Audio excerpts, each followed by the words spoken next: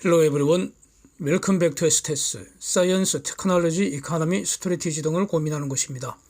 카타르 에너지 장관 겸 카타르 국영 에너지 기업인 그 카타르 에너지의 CEO이죠. 사드 세리다 알카비가 한국을 방문했습니다. 그래서 그 한국 산자부 장관하고도 만나고요.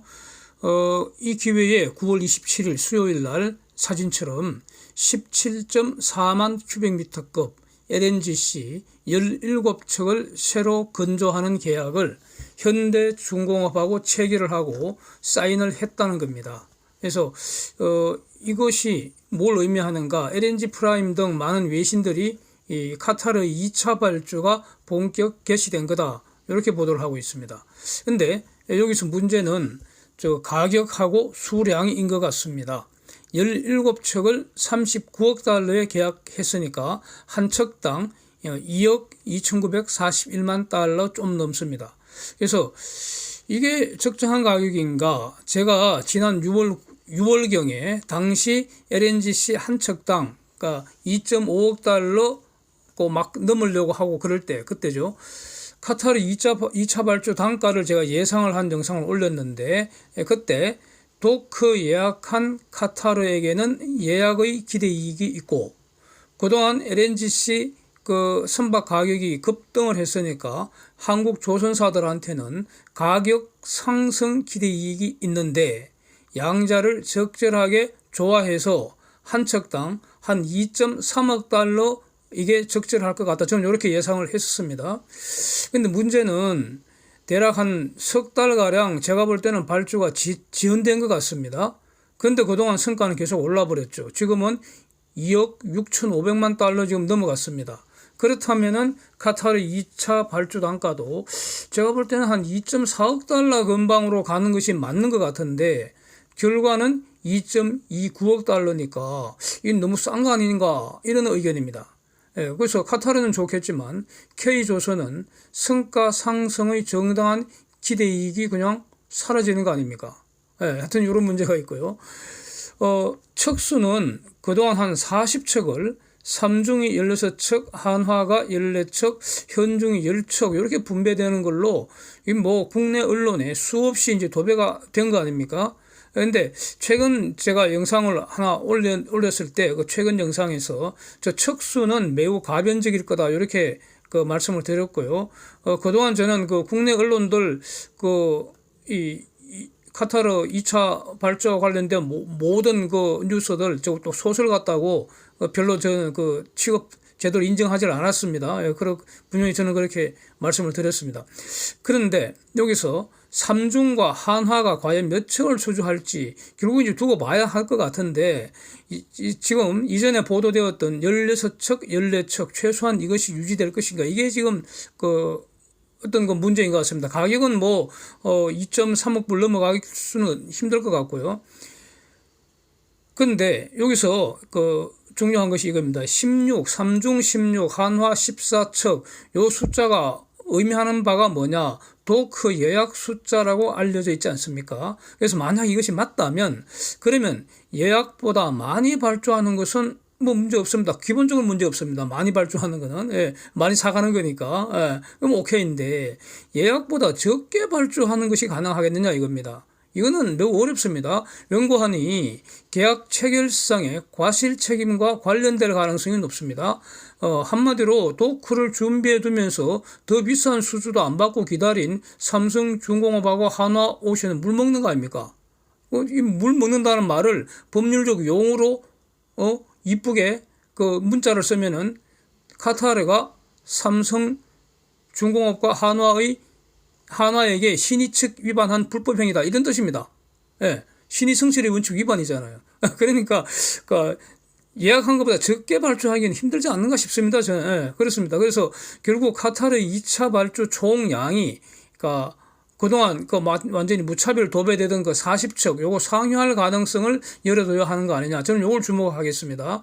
제가 이렇게 추정하는 것을 정당화하는 어떤 사정이 또 있습니다. 카타르가 엑손하고 파트너가 되어서 지금 미국의 걸프 오브 멕시코 지역에서 지금 LNG 수출 터미널 건설 공사 중이지 않습니까? 그 프로젝트 이름이 그러니까 카타르가 참여하는 것이 바로 골든 패스 LNG 수출 터미널입니다. 그 기사 사진 한번 보십시오. 저런 식으로 지금 공사하고 있다는 겁니다. 이게 연간 1,800만 톤 규모입니다.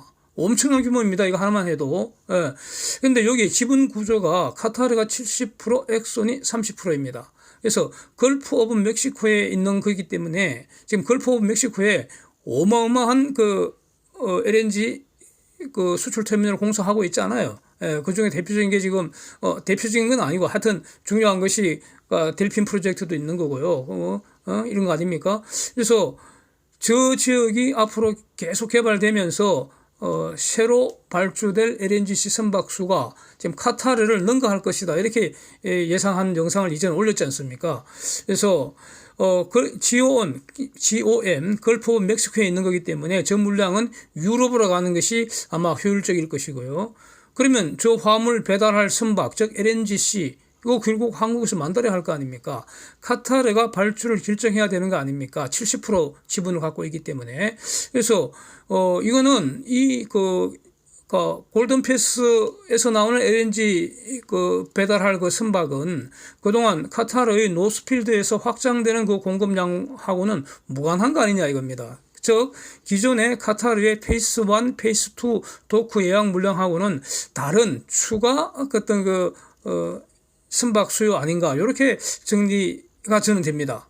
그래서 이 말은 카타르는 가급적 도크 예약된 물량 중에서 이건 저렴하게 발주하는 물량이니까 이거 최대한 늘리는 것이 유리하다 이겁니다. 최대한 늘리는 것이 유리합니다. 그래서 결국 삼성중공 비록 현대중공업이 17척을 수주를 했지만은 최소한 삼성중공업과 한화가 기존에 어떤 보도되던 16척과 14척이 도크 예약 물량이라면은 최소한 그거 이상으로 수주되는 걸 기대할 수 있지 않겠나 이렇게 저는 정리를 하겠습니다. 그래서 그 다음에 또 지금까지 이 논의와 완전 별개로 연말경에 Q맥스급 추가로 발주하는 3차 발주 페이스 3가 지금 예정되어 있다는 겁니다. 이걸 제가 알기로는 제가 가장 빨리 영상으로 올린 것 같습니다. 그래서 이게 대해서 어떤 분들은 이게 2차 발주에 포함된다 이런 주장도 있는 것 같은데 저는 그거는 모르겠고요. 다만 저는 해당 보도의 원문에 충실하게 해석해 볼 때 저거는 Q막스급은 2차 발주와는 완전히 다른 독립된 3차 발주로 정리하는 것이 저는 맞을 것 같습니다. 그래서 저는 이렇게 정리하겠습니다. 하여튼 간에 K조선이 지금 한 3년 전에 10년 불황에서 그야말로 눈물 젖은 빵 조각으로 겨우 굶어 죽지 않고 목숨 부지할 그때 카타르가 대규모 LNGC 예약을 해줘서 그래서 한국을 아주 행복하게 했던 그런 고마운 카타르 아닙니까? 그래서 이 카타르 가스 산업 현황 다시 한번 정리하고요. 중요한 내용이 있는 것 같습니다. 그리고 이게 도대체 앞으로 이 글로벌 이 시장 조선업에서 어떤 의미를 갖고 있는지 다시 한번 정리를 해봤습니다. 지금 국토 면적은 콩알만 하잖아요. 한국도 적은데 한국에 비해서도 콩알만 한데 그것도 모래 덩어리인데 카타르가. 그런데 이 카타르가 아주 중요한 결정을 내렸죠. 과거에 오일 비중 낮추고 LNG를 전략 품목으로 선택해서 선택과 집중을 하기로 했다는 겁니다. 그래서 2019년 1월에 오펙을 탈퇴를 해버렸습니다. 와, 근데 지금 와서 보았더니 그게 바로 신의 한 수였다는 거죠. 그 전략이 대성공했다는 거 아닙니까? 카타르 원유 생산은 팍 줄었겠죠. 2012년부터 17년까지 18% 감소해서 현재까지 명목만 유지하는 거 아니냐. 하루 평균 한 60만 배럴로 일정하게 유지만 되고 있다는 겁니다. 그런데 전략적으로 선택과 집중을 했던 그 가스 분야는 어떤가? 21년 기준 가스 매장량 세계 3위, LNG 수출 세계 2위, 드라이 가스 생산 세계 3위, 완전히 그야말로 가스 대국, 가스 초강대국으로 대성공을 해버렸습니다. 그래서 가스 많은 나라는 많잖아요. 그런데 카타르만큼 성공한 나라는 없잖아요. 미국은 하여튼 제외하고, 그렇잖아요. 미국하고 호주는 제외하고요. 그 외에는 없습니다. 세상에 가스는 널려 있다고 봅니다. 저는. 많습니다.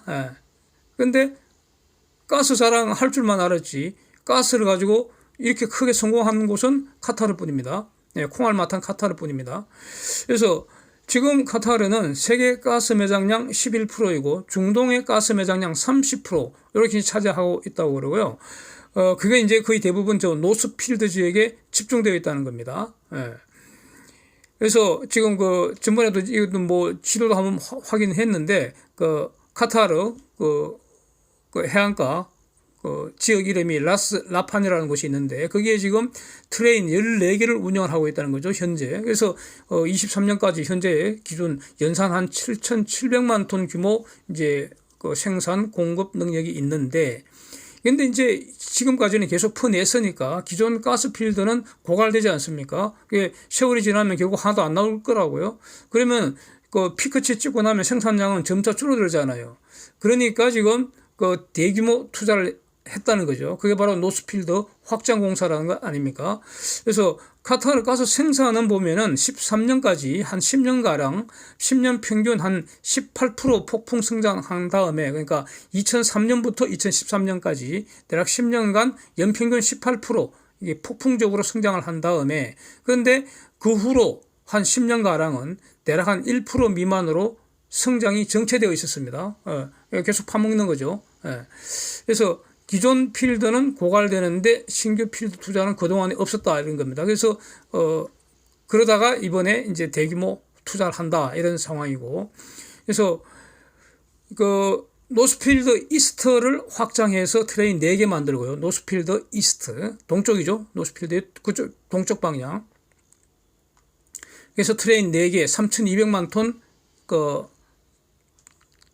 추가하는 건 투자이고 그 다음에 남쪽으로 노스필드 사우스 방향으로 확장하는 게 트레인 2개를 더 만들어서 1,600만 톤 추가해서 그래서 4,800만 톤 확장된다는 거고요. 이게 이제 27년부터 한 1억 2,600만 톤 공급한다 이거 아닙니까? 엄청난 내용이라는 거 이제 이미 다 알고 있는 건데 지금 현재 확장 전에는 드라이가스 생산은 대략 하루에 16 빌리언 큐빅피트 BCF per day 하루에 10억 단위 큐빅피트입니다. 그래서 16이라고만 앞으로 얘기하고요. 그래서 확장 전에 현재죠. 드라이가스 생산은 하루 16, 수출은 13.3 이렇게 쫙 유지가 되어 왔는데 확장 후에는 어떤가? 수출 용량이 매일 19.7로 증가하게 된다. 그래서 13.3이 19.7로 증가하게 된다. 이렇게 이제 그 정리가 되고요. 22년 기준으로 카타르 수출한 LNG 70% 이상이 아시아로 갔고요. 카타르에서 생산한 건 아시아로 오는 게 더 유리하잖아요. 수에즈 운하 통과 안 해도 되니까. 유럽으로 가는 거는 미국의 걸프 오브 멕시코에서 가는 게 유리하다는 겁니다. 그리고 이제 25%는 유럽으로 이제 보냈다는 겁니다. 22년 기준. 근데 이거는 그 유크레인 전쟁 이전의 그 상황을 보여주는 거기 때문에 당시는 유럽 같으면 러시아에서 파이프 가스로 다 받았다는 거 아닙니까? 근데 지금부터 완전히 달라지는 거죠.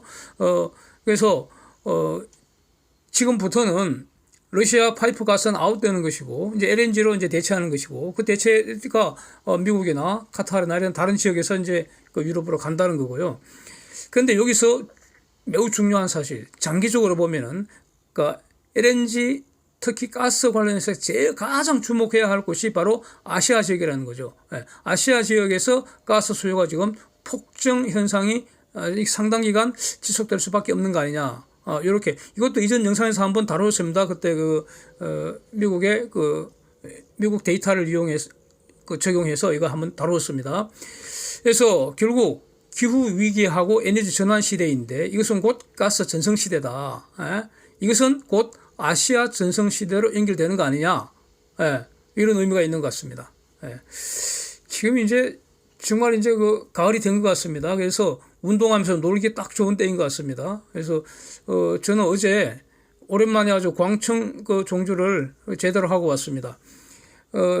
광청 좀 장기 종주 산행했던 그 최근 기록을 봤더니 9년 전에 제가 9년 전에 기록을 다 보관하고 있기 때문에 광교산 만남의 교회라고 있습니다. 그걸 덜머리로 해서 삼성산 석수역까지 60km 나오는데 그걸 이제 강남 13 코스라고 합니다. 이 통칭 이름을 할 때 이 업계에서 종주 산행 업계에서 강남 10개, 산 10개 넘는 거 코스라고 하는데, 그게 강남 16산 그 107km 코스가 있는데 그 중에 후반부 코스가 저기입니다. 그래서 그때 GPS 기록을 봤더니 평속 한 3.3km 기록이 되어 있는데, 어제는 청계산역에서 그 원토골 을 들머리로 해서 매봉, 이수봉, 국사봉, 우담산, 바라산, 백운산, 광교산에서 이제 수지 구청역 날머리로 이렇게 봤더니 GPS 거리가 한 24km 좀 넘었는데, 제가 쇼크 먹은 게 평속이 2.8로 뚝 떨어져 있더라고요. 2.8km 조금 넘게 나왔더라고요. 근데 물론 뭐 어제는 혼자 느긋하게 놀면서 다닌 것도 있지만은, 최근에 한 2, 3년간 장거리 산행을 좀 게을리했거든요. 그래서 이거 등력이 좀 쇠퇴한 거 아닌가, 좀 각성하게 됐습니다. 그래서 이번 가을에는 종주 산행을 다시 좀 열심히 다녀서, 그 10년 전 기록을, 그때가 아주 전성기였던 것 같아서 그 기록을 회복할 작정입니다. 그렇게 작정을 했습니다. 어제는 보니까 뭐 저는 산행 중에는 거의 쉬지를 않습니다. 그냥 뭐 정상 밥 먹을 때나 쉬고 그러지 뭐 안 쉬고 계속 가는 타입인데, 광교산 하산길이 제일 힘들었습니다. 와, 그놈의 저기는 어제 처음 그 하산길을 잡아봤는데 너무 길고요. 그냥 맛없는 찐빵이 너무 많아갖고 막판 3km 구간 제일 힘들었던 것 같습니다. 이것도 곧 산행 영상을 올리려고 하는데, 그때 산행 주제로 근력, 정강의 정석, 요거 한번 다뤄보려고 합니다. 그래서 같이 즐겨주시면 감사하겠습니다. Thanks for watching. See you next time.